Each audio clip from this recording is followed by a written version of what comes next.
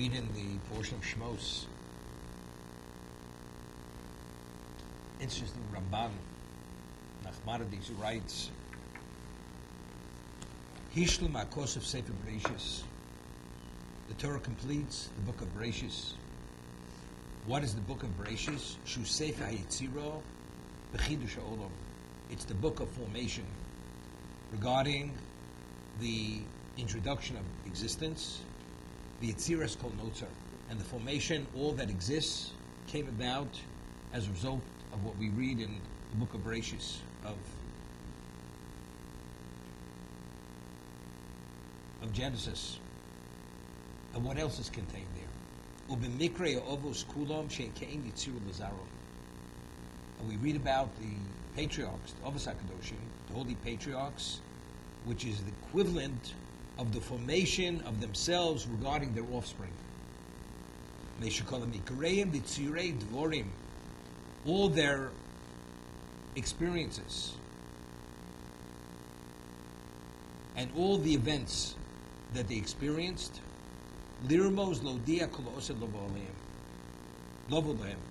all that's meant to happen to inform us what's going to happen in the future. This is the concept of what? What the patriarchs experience, that's forecasting the future, exactly how things are going to manifest themselves. After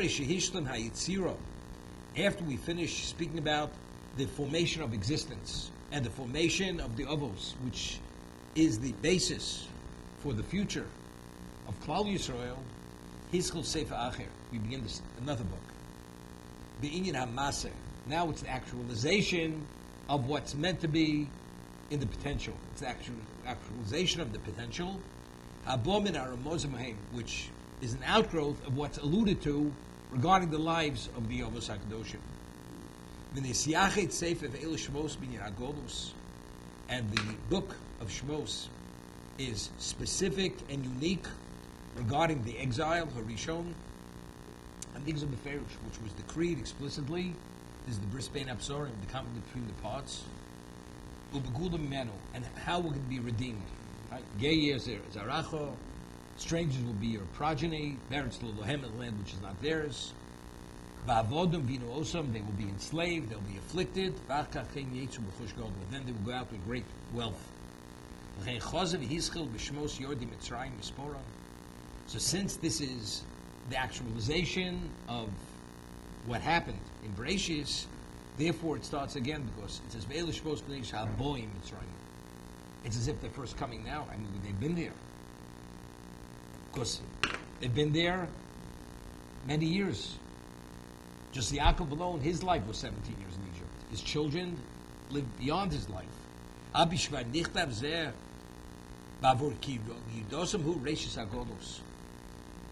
The descent to Egypt, that's the beginning of the exile.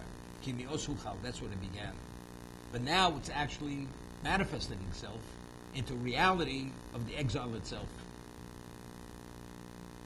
Now, he says something phenomenal. It's interesting. We say many times, Chazal tell us that the Ovos HaKadoshim themselves, the patriarchs themselves, were Heine and Merkava. That where they were, that's where the Shekhinah was. So they are the equivalent of what? Of what? Of the Holy of Holies, of the Mishkan, of the Beis HaMikdash. Where they are, that's where the Shekhinah is. Where the Holy Holy was, that's where the Shekhinah, that's where the Divine Presence was. Okay? The concept of Golus, exile, if you're attached to God, you're not in exile. If God's in your midst. But if God's detached from you, then it's not so simple. Then, as we say in the Minhag, you're cut loose. It's interesting. Once mentioned the name of Rav Mordechai Pagramansky. We find who was a famous graduate of Tel Yeshiva in Europe. He was Baal Tshuva. Beli Lapian says it was worthwhile for him to come into this existence just to bring him back to Tshuva, Rav Mordechai Pagramansky. And not to discuss his background, who he was, but he writes that after Sari Menu asked Yaakov Avram to drive Hagar and her child from the home, and they left. The Torah tells us that she was straying in the desert. After she was driven, it says she was straying in the desert. So Rashi cites Chazal what straying in the desert means. Chozra legilu le'aviyah. She returned to the idolatry. She was the daughter of Paro. So of course when she came to Avram's house, she was a monotheist. She was a tzaddikus. She was a devout woman. Right? I mean, she bore a child from Avram. So what does it mean? She was straying in the desert? So Chazal tells, straying means Chazor Leguli Aviyah. She returned to the idolatry of the household of her father. So we asked, how do we know that the word straying means returning to exile, to idolatry? So he says, because if God is with you, you never stray. You never stray. But if you detach yourself from God, then you stray. Then you're lost. You're lost in the desert. If God's with you, you're never lost. But if God, you detach yourself from God, then we could go being lost. So that the Torah says that she was lost, she was straying in the desert, that is an indication that she detached from God, she would return to idolatry. So until the Ramban writes that the Golus, the exile continues until the Shekhinah was reinstated, until we had the Mishkan, Vasli Migdash Shechanti B'tocham, the Golus, the exile, even though we left Egypt, we saw the splitting of the sea, we're standing at almost nearly at Sinai, we're still in exile. His words, the Golus, the exile only ends after they've returned to the distinct level of their forefathers, of the patriarchs. Although they left the house of bondage, they're still considered exiles. They were in a land that was not theirs, locked into the desert. When they came to Sinai,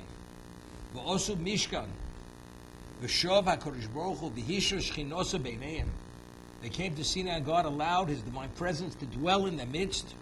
That was the equivalent of Heinein and Merkava. Just as the Avos, they were the location of the Shekhinah. At Sinai, Hashem restored His divine presence in their midst. That was the same level as the Avos were prior.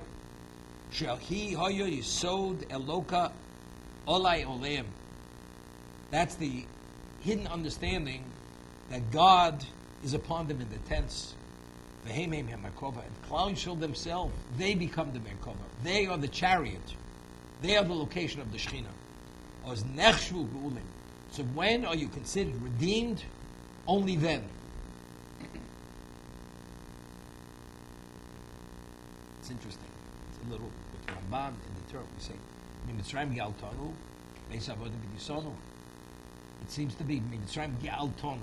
We were redeemed from Egypt, but we're only redeemed from Egypt. It doesn't say we were redeemed. Redeemed in the absolute is when the Shekhinah returns. Mitzrayim Yaltanu Beis Avodim B'Yisonu. We're redeemed, but we're not there yet. The ultimate goal is when we're restored to the level of the Avos HaKadoshim, where we become the Merkava ourselves. We become the location of the Shekhinah. This book is completed when? When the Geula is completed. When is the Geula completed? When the Mishkan is built. When the glory of Hashem permeates that location on a continuous basis.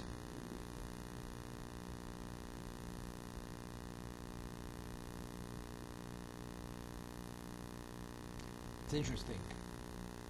The Netziv, in his introduction to the book of Shemos, cites the Ramban. How does the Ramban refer to each one of the 5 books of the Torah? The book of Bereshis is Sefer HaBriyah, the book of creation. The book of Shemos is Sefer HaGeula, the book of redemption.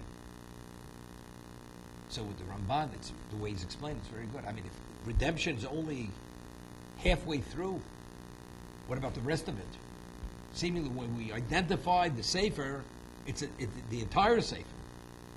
Right? So we said creation is not only the way the Ramban explains, not only the creation of the world, it's the lives of the Avos, because that is Sefer, that's the Yitzira regarding Klal Yisrael. As you have the physical creation of the world, you have the formation of the experiences of the Avos. That is the formation to actualize it later with Klal Yisrael coming into being. This is Masa Avisim Labani. The actions of the parents are a forecast of what the children are going to experience. So the book of Bereshis from the beginning till the end is Sefer HaYitzirah. It's the book of formation. It's the book of creation.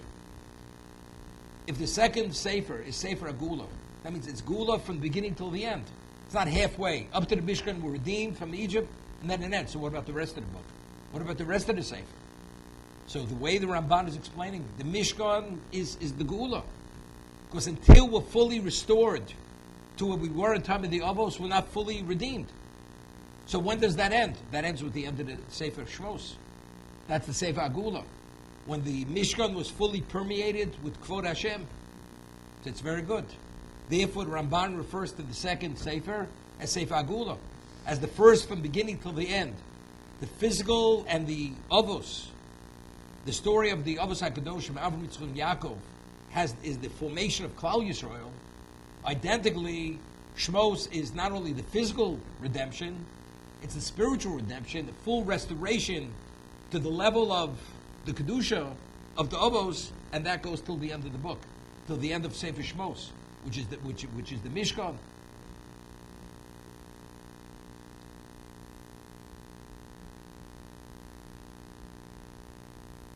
It's interesting, the language, the terminology, the dimension says, Hein Merkava. They themselves were the Merkava.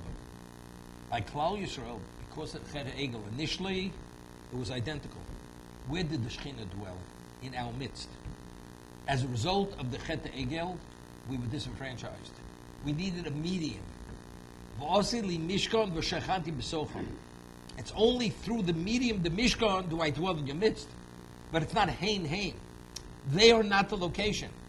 It's only through the medium of the Mishkan does he dwell in our midst. So even though it's a restoration of the Avos, but it's not exactly identical. But initially, what was it meant to be? It was meant to be literally a replication of what the Avos were.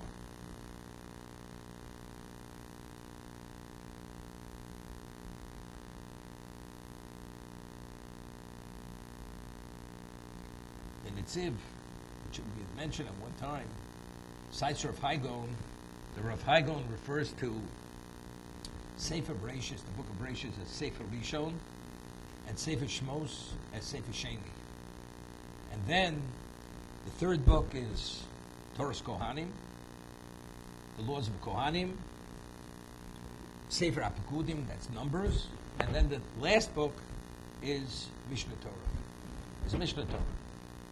So we asked the Nitziv, if we want to identify the books by number, as he refers to the first as 1 and 2, he should refer to the remaining books as 3, 4, and 5.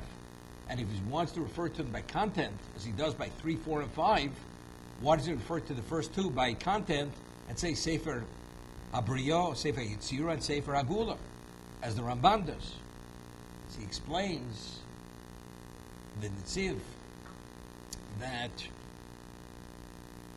what was the objective of creation? If you read the books just independent, one of the other, God created the world. Okay? They were Avos. They were patriarchs. But what was the purpose of creation? Unless you link the second to the first, you don't fully understand what the objective is. But if you say the first book is the first chapter, and the closing chapter is the second chapter, is the second book, then you understand the first chapter, the value of the first is only to conclude with the second. Bereshis bara Elokim shamayim v'aretz. In the beginning, God created heaven and earth. Bishvil Torah shirikos reishis. So what was the original intent of creation? That there should be a Sinai. That the Torah should be given at Sinai. That there should be a people who have the capacity and worthy of being able to live by that Torah, be given that Torah. And that was only Klal Yisrael. Bishul Torah Shenikus Reishis, Bishul Yisrael Shenikus Reishis. So by identifying it as book 1, book 2, 2 is the closing chapter of 1. The objective and the purpose of 1, creation has no value unto itself. The Avos themselves have no value unto themselves.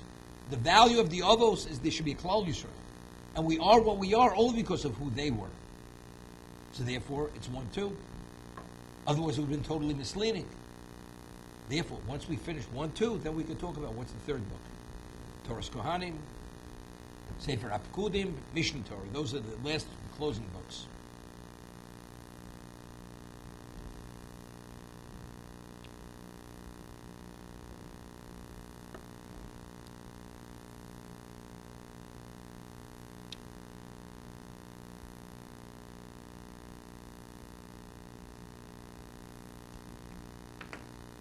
It says Ve'ela Shemos Bnei Yisrael. Seems to be the vav is superfluous. These are the names of Bnei Yisrael. Habo Mitzrayim. What's and these are? So if you learn like the Rav Haigo who explained it, this is a continuation. This is a continuation from the first book. There's the linkage. There's first and second. That's the what we call the vav achibur. That's the attachment.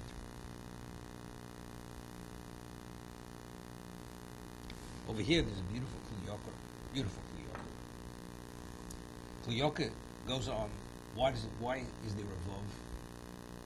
Ve'ela and also it says what? These are named Bnei Yisrael who are coming to Egypt. What do you mean coming? We came. We've been there. It should say El V'Shmos Bnei Yisrael Bo'im, and not only that, it says Eish Yaakov Ishu Beisu Bo'u.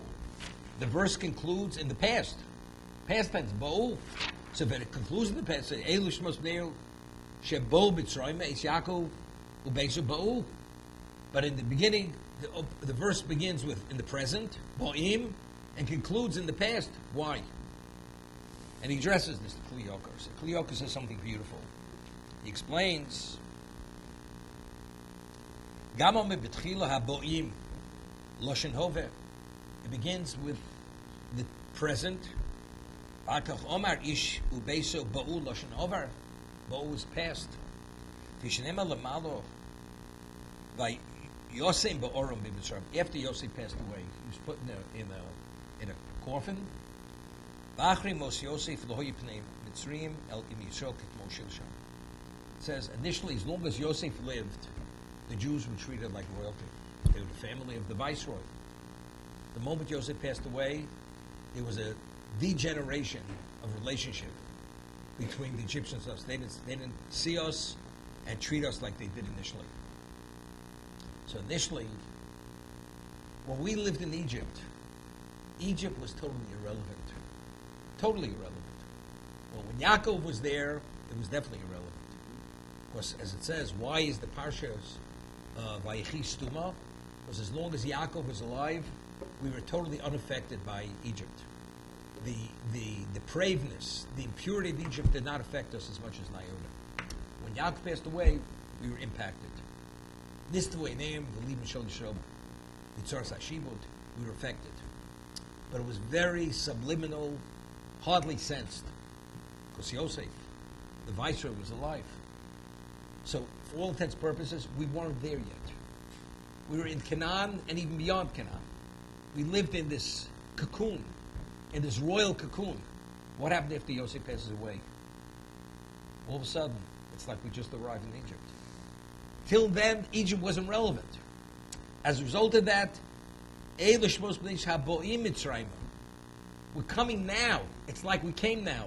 Because all of a sudden now we realize, although we knew where we were, but in terms of the experience, it was a different experience.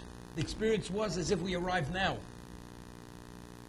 Achri Mos Yosef lo yipnei Mitzrayim Yisrael k'mo shilsham v'harayu margishimos habiyo l'Mitzrayim keilu bon go v'pamahu. It's as if they arrived then. Till then, they didn't sense it. There were no changes in their lives to any degree. Ach nemar ve'ele. That's the vav. What is this linked with? The pre-Vayechi ends with the passing of Yosef. Ve'ele. Why do they feel now as if they came? Because Yosef passed away. That's the linkage. Shemitzad misas Yosef because Yosef had died, Dome Kilu Achshav Heim Boim. It's as if they feel as if they're coming now. Avo, now he says something interesting. So what is Yaakov Ishu Beis of Bo? So why does it conclude in the past, in the Ovar? Komokum Api Yosef Mes, in a Yaakov Lo Mes. Gemara says, Yaakov Lo Mes. When Yaakov was buried, his impact, his effect, it's as if he was still alive. His schus protected us. Kachnema es Yaakov, shoyadayim Yaakov, schuso shel Yaakov omam lahem. Beschus vasho yigdur mi arayos, there was no Jew, man or woman, had anything to do with an Egyptian. There was no intermarriage. No woman was defiled by an Egyptian, although we were slaves. No Jewish man had relations with a non-Jewish woman. This is something which is nearly impossible. Who ever heard of such a thing? You know, they were slaves, they give us a slave woman. The masters, did they care who the slave woman is? Never happened. That was the merit of Yaakov. Yaakov's schus merit, that we should be, our pedigree should be pure and pristine. The schus of Yaakov protected us. Lo rotzel lisa min utzriyas shtufi zimo. V'nosu noshim kulam kodem bo mitzrayim. They all were married, they had families before they came to Egypt. That's Ishu Beis of Bo.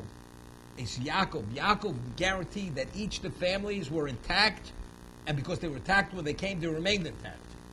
That the Jewish in this area of marriage, of intermarriage, there's no such thing as intermarriage. That's Bo. When they came, Yaakov already put that in place when they came, that it should carry through for the 210 years that they were in Egypt, for that reason.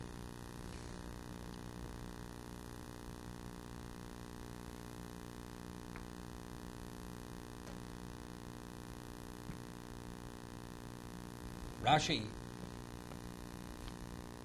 cites the Midrash. These are the names of Bnei Yisrael who are coming to Egypt.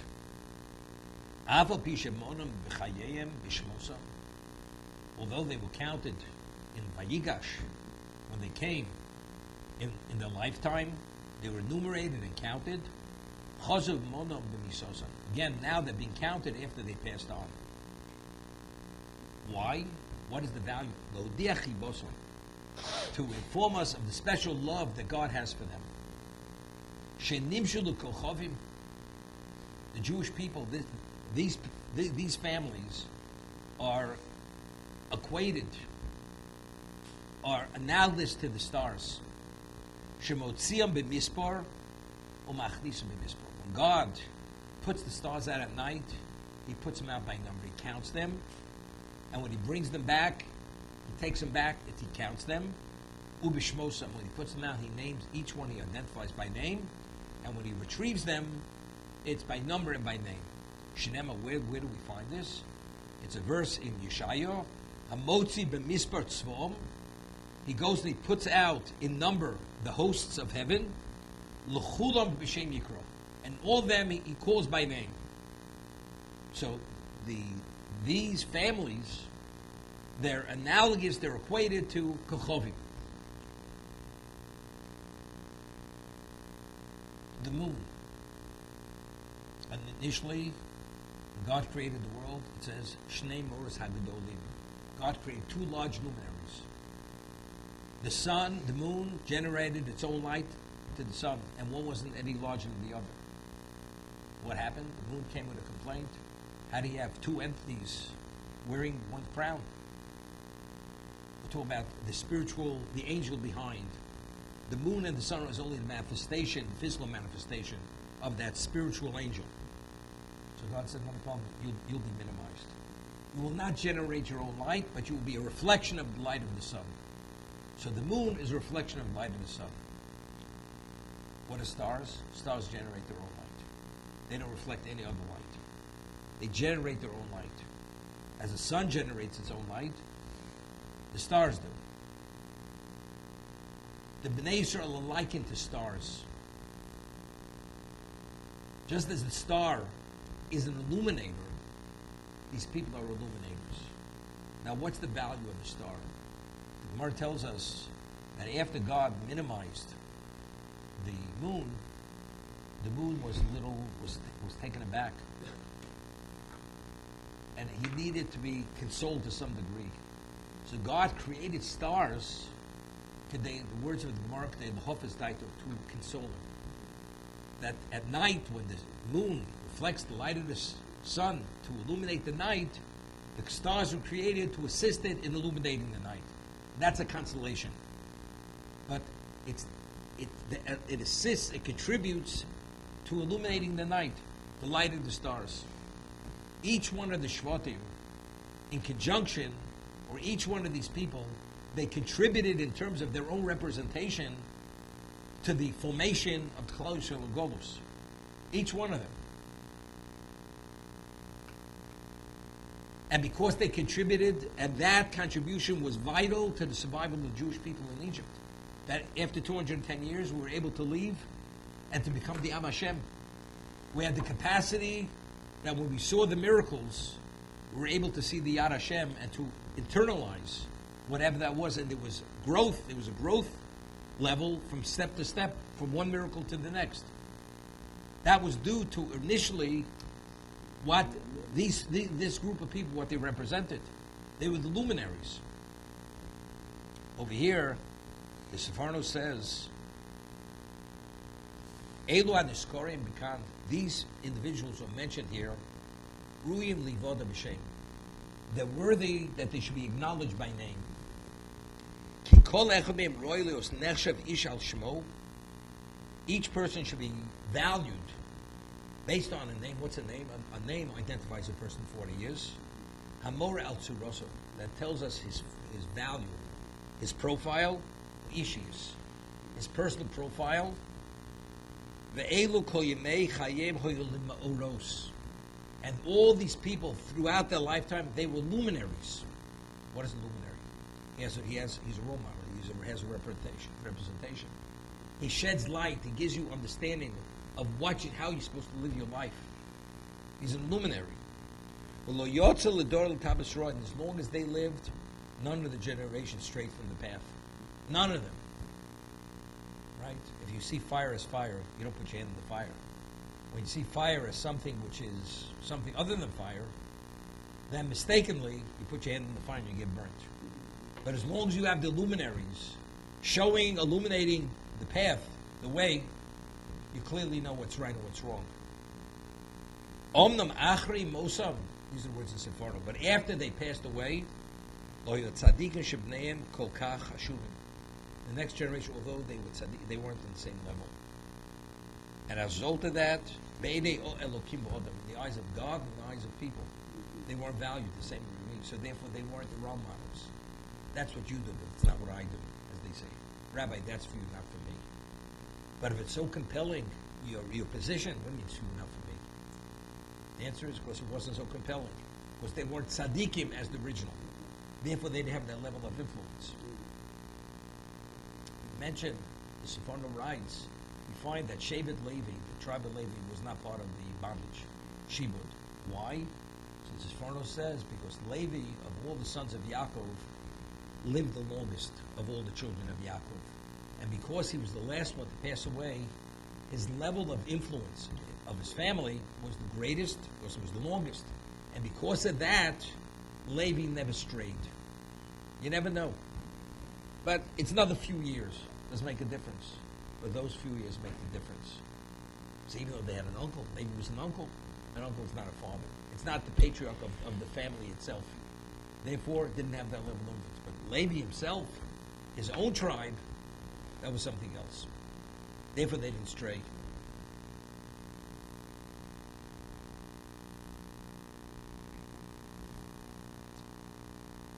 There's a midrash. The midrash tells us that Paro, he tried to seduce the Jews into participating in the rebuilding of Egypt. That's the Perach. Perach, he spoke us. Telling us, and it says he took off his regal garments and he began forming bricks. He says, why don't you help me? All the Jews right away were ready to contribute to the national cause. Amram, who was the father of Moshe, says, who was the Torah, leading Torah sage of generation, says, you people are doing the wrong thing. Because the moment they see your capacity, they're going to conscript you, and they're going to force you into slavery. You can't show them what your ability is. It's similar to what Yosef told his brothers. When you go, you can't show your, and who did he present before Paro? The weakest of the brothers, not the strongest. Because if Paro knows your potential, he's going to conscript you.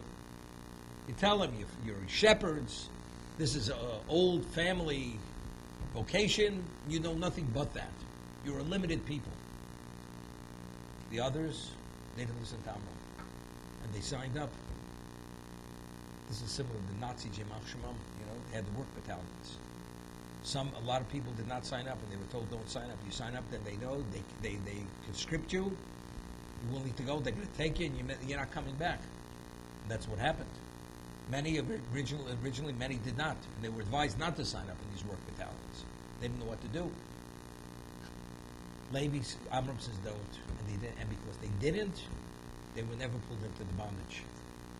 But why did they listen to Amram? Because Amram was a Levi. That was the father of Moshe Rabbeinu. So being the head of the Levi, he was the leading Torah sage of that tribe. They listened. The other tribes, they didn't listen. You're not our Torah sage. Our Torah sage doesn't say what you say. Therefore, we're contributing to the national cause. Okay, and that was the beginning of the end. They were drawn into this.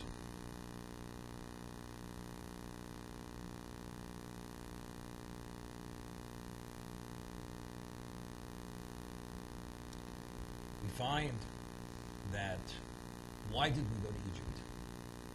As we had mentioned before, that Avraham Avinu, he was told by God that the land of Canaan will be yours and your children after you. The land I will give to you, Lazaracha Achrecho, to you and your children after you. Avraham says to God, but how do I know that we're going to inherit it? So the Gemara says, Talmud says, that because he asked that question, which was considered a lack of trust, God didn't say it was conditional. It wasn't conditional on anything. The land is yours, your progenies, your children after you. Unconditional gift. But how do we know we're going to retain it? Did I say it was contingent on anything? You have no right to ask that question. The asking that question at your level is a breach of trust. Therefore, Yeri is Zeracha, Beres Lolohem. There will be strangers in the land that's not theirs. Ba'avodum, they'll be enslaved, and also they'll be afflicted.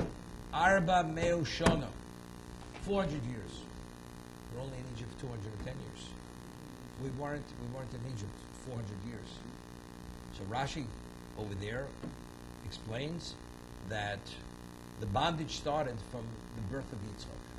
Because it says, Ger Yeh Zaracho. When you have a child, that's when the bondage will start. Meaning this was 30 years before. Altogether it was 430 years from the time of Bris Bein Absarim. But 30 years later, when Yitzchak was born, that's when the clock began ticking, the 400 years until the Exodus. That's Ger Yeh Zaracho. Your progeny will be strangers. Okay? So the Maral of Prague asks, factually, we weren't enslaved. We weren't afflicted. So where's the bondage? Factually, the bondage, it was only in Egypt. Right? It wasn't. And not only that, I mean, you could ask this similar question. If the bondage did not start until Yaakov passed away, so even the 210 years are not there. Because we should deduct 17 years that Yaakov was in Egypt. The bondage only started 17 years later. So we should deduct it's less than 200 years. Right? It's like 193. So if that's the case, where do you have, we don't even have 210 years. So it's the same question. How do you count the years in Canaan from the birth of Yitzchak to the 400 years of bondage? We were not strangers, we were not afflicted, we weren't enslaved, none of this. And even Egypt, the 17 years. It was only after Yaakov passed away. The Maral doesn't ask the second question about Yaakov. He asks from the beginning, the very beginning. So he explains what exactly is bondage. What is golus? What is affliction? What is your afflicted? If you have a person who has a standard of values, morals, ethics, spirituality, and you take that person and you expose him to a depraved society, a society that their lives are everything contrary to anything spiritual, contrary to God.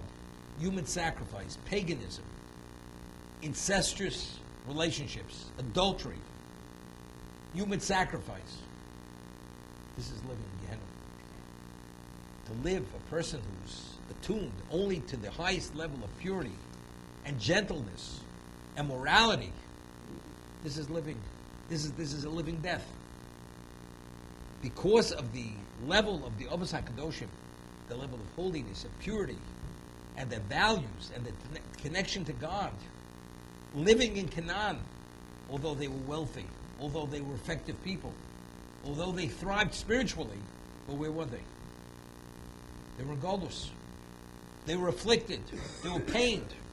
Wherever they turned, we find that Esav's wives, they were idolaters. Although Esav, he played the game, that he was a tzaddik, and his father never suspected that he was an idolater, or a pagan, or a heretic. But Rivka comes to her husband and says, Katzi, I'm disgusted with their life. What kind of wives Esav married? And both of them, Yitzchak was pained by this. Yitzchak couldn't handle it, couldn't tolerate the behavior of Esav's wives. Why not live your life? Forget about them. A person who's so spiritually attuned, being exposed to such a thing, it's worse than a thorn in your side. It's worse than a bone of contention. You can't tolerate it. And that's what it was. So for all intents and purposes, the Avos HaKadoshim, they were in exile. So when did the clock begin ticking? With the birth of Yitzchak. That's when it began ticking. They were in Golus.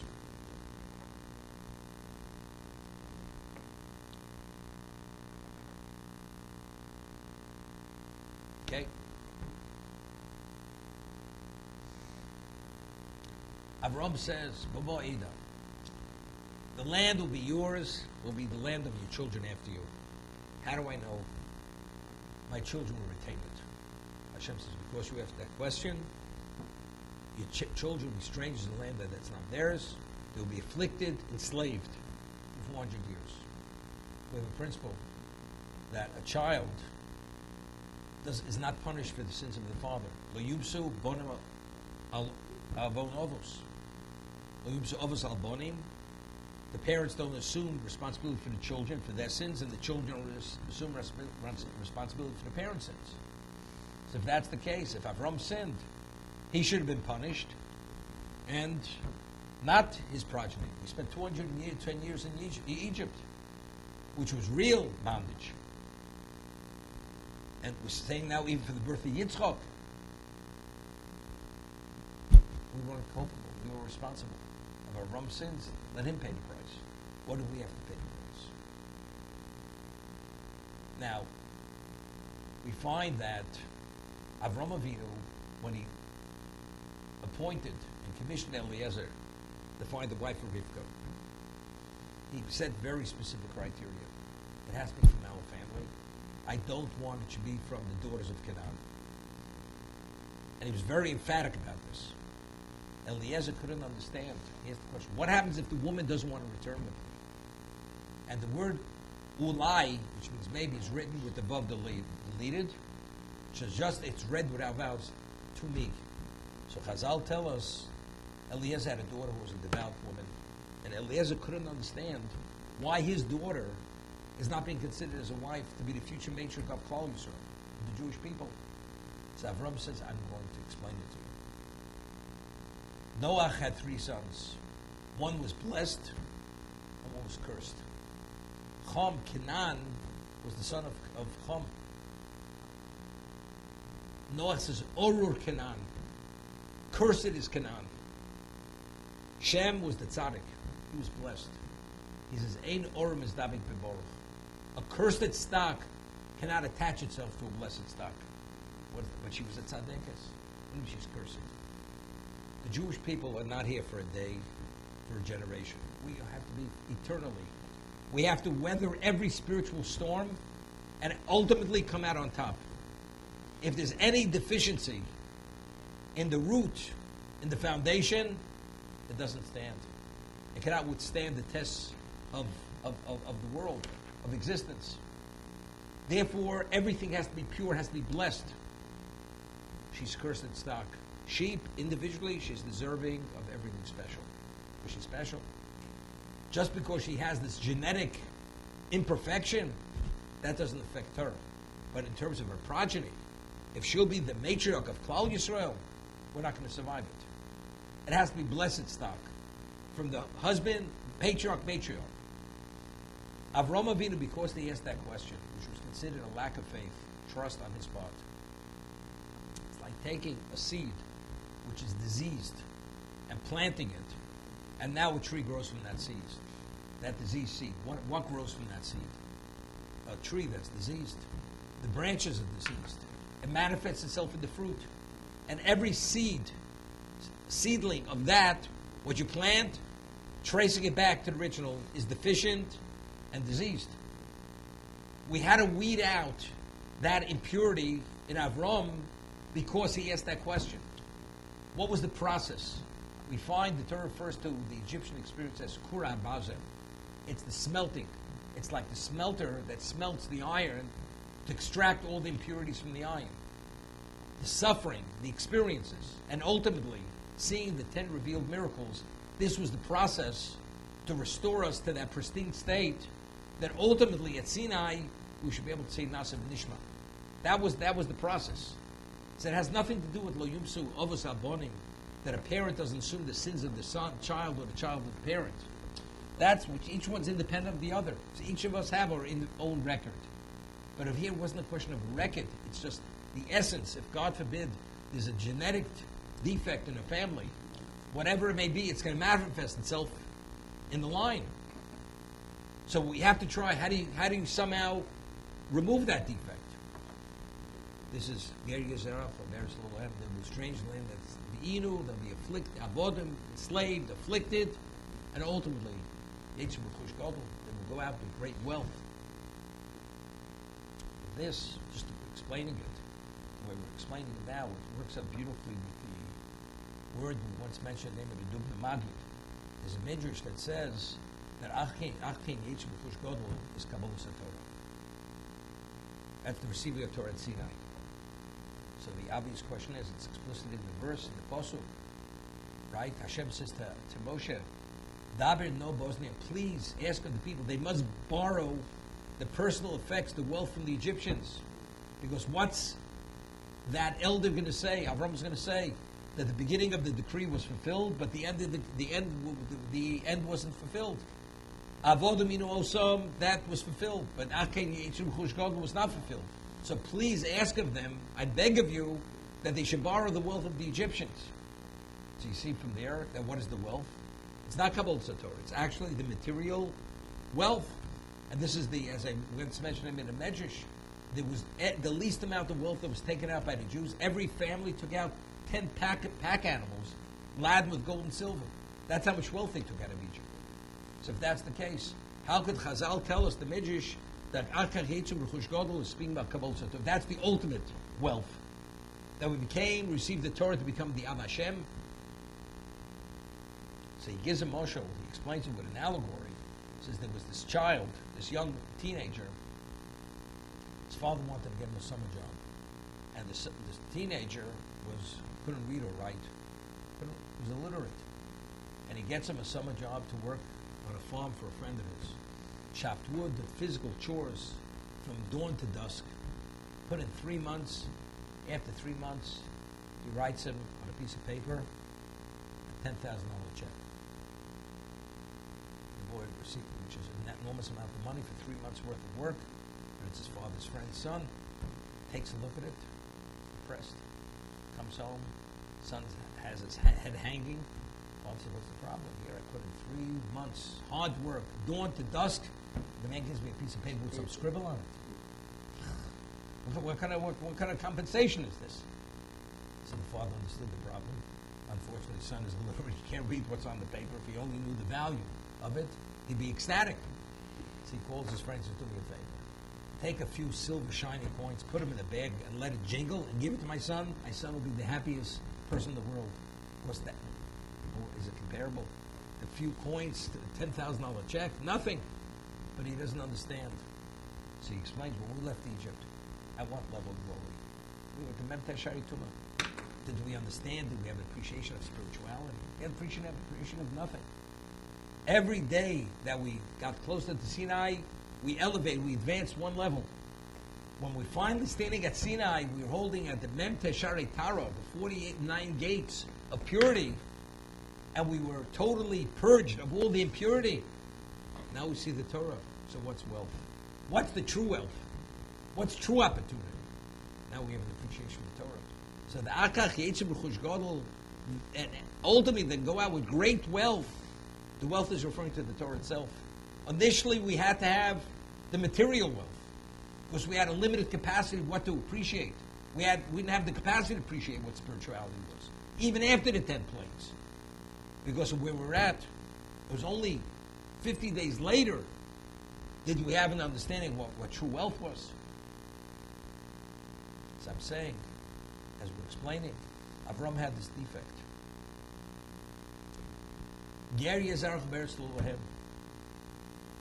They will be afflicted, they will be enslaved and afflicted, because that's the process to purge them. That the tree, to remove the disease from the root, that the branches should be healthy and should be eternal branches, and produce fruit, which was one of a kind of a fruit. And then, when they'll stand at Sinai, then they'll understand what the offer is. And they're going to say Na'aseh v'nishma, which every other nation rejected it for nonsensical reasons. That's the understanding.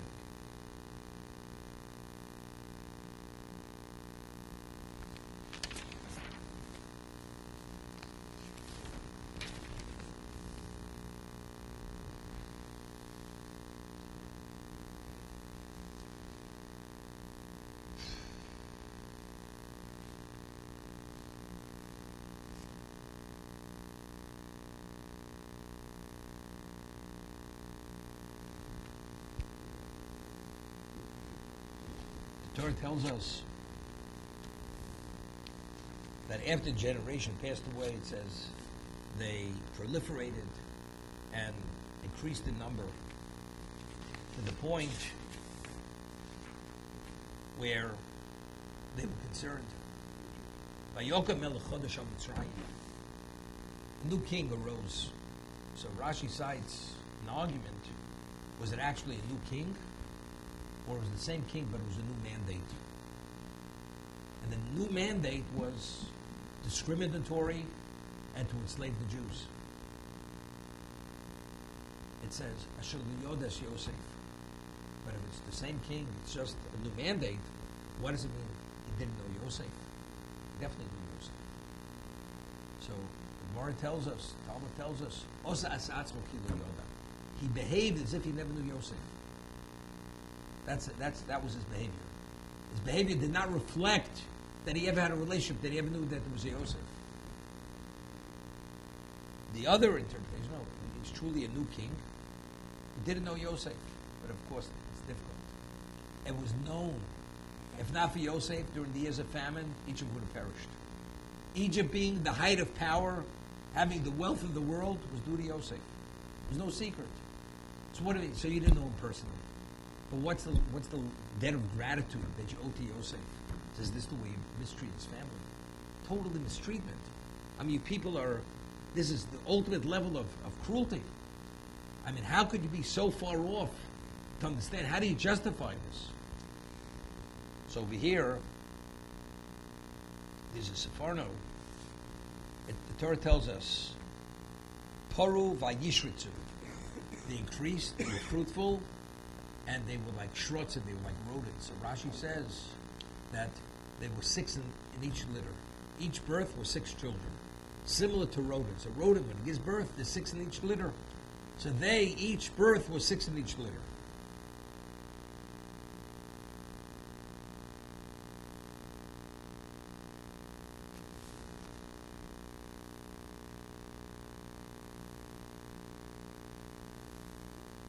So Sefarno says, although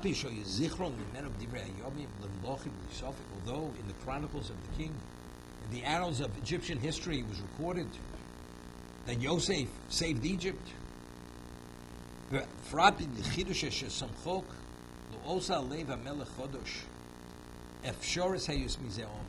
couldn't believe, in terms of the way the Jews behaved, that they're the same people.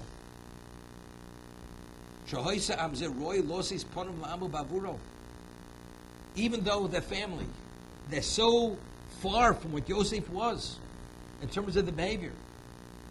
After that generation passed away, they deteriorated spiritually speaking. We'll see them in a moment. They stopped circumcising themselves. They said, we want to be like Egyptians.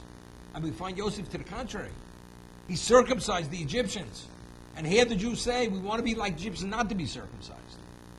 He says, could this be Yosef's family? So in his own mind, he had no problem justifying the bondage because there was no recognition even to identify these people as Yosef's family.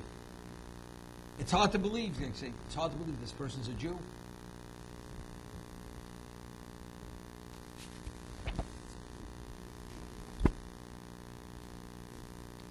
Little background. V'yokem el chodosh. A new king rose over Egypt. Chodosh was he a new king? El shechidesh gzeros poronos aleim. He renewed his mandate of detrimental, cruel laws. It's Paro. It's the same old Paro. El Shamulam Mitzrayim, Bolin is David Bumuzu. People came to Paro and says, we have to undermine and limit and persecute this people. That's what they said to Paro. Aman of Shotim, Arachshaman of Chaim Shalem. He says, how do you mistreat? Is something wrong with you people? We owe them our lives. We've been living only due to their contribution. How do we mistreat them? If not for Yosef, we wouldn't be alive today. There would be no Egypt. Initially, he would not listen. They dethroned him. They took him off the throne because he wasn't willing to go along with what they wanted. Until he realized he's getting nowhere. You want to persecute them, you want to enslave them, I'm with you. Okay?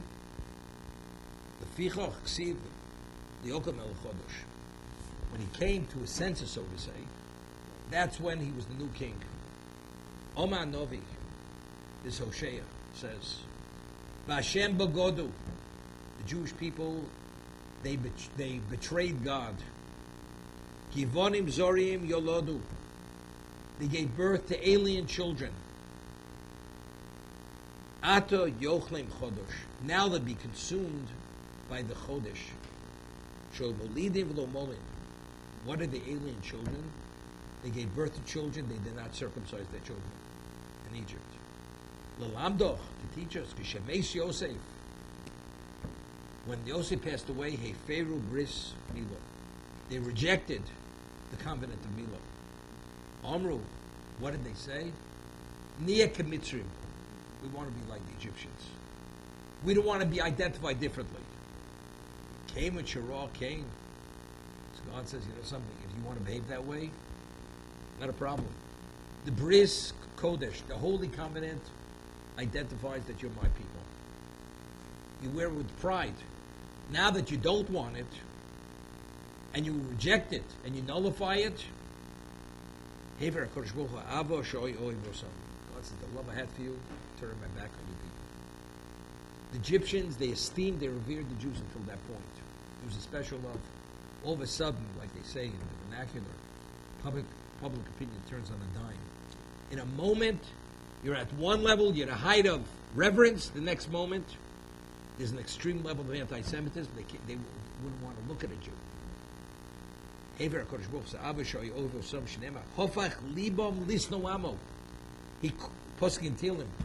he caused their hearts should be turned to despise the Jew, his nation. Ato Yochlem Chodosh. Now they'll be eaten by the Chodosh, by the new king. They'll be consumed by the new mandate, by the decrees of the new king. V'chidish aleim gzeros koshos. He will legislate it very complicated and harsh decrees. Now, what is exile? Exile is suffering. If you're a holy person and you're a state in an environment that you cannot tolerate it, you suffer. As the Maral said, they lived in a depraved, paganistic society, regardless of who the others were, they were in exile. That's affliction. What happens all of a sudden? You see that as paradise. God says, paradise is free. You have to be in exile. You have to be afflicted. So if you don't see it because you're willing to forego your spiritual values, so what is pain now? Pain has to be real pain, physical pain, not emotional, mental anguish and pain. Until now I loved you because you loved me. But now that you don't value me and you see me as a burden, and what's paradise? We want to be like the Egyptians, uncircumcised. But there's a decree. You have to be in exile and you have to be afflicted for 400 years. How do we make up that time? No problem. The Egyptians are going to hate you. They're going to despise you. They're going to legislate decrees which are cruel, which are bondage, which are suffering. So that's the reason why at this moment, when they stopped circumcising themselves, there was a change of events. The whole relationship changed. And that was the real bondage. But before, there was also real bondage. Before, it was a bondage which they suffered. But it was a different level. So it wasn't physically abuse. But they were actually, it was emotional, mental. Because everything was the antithesis of what? Of their spirituality.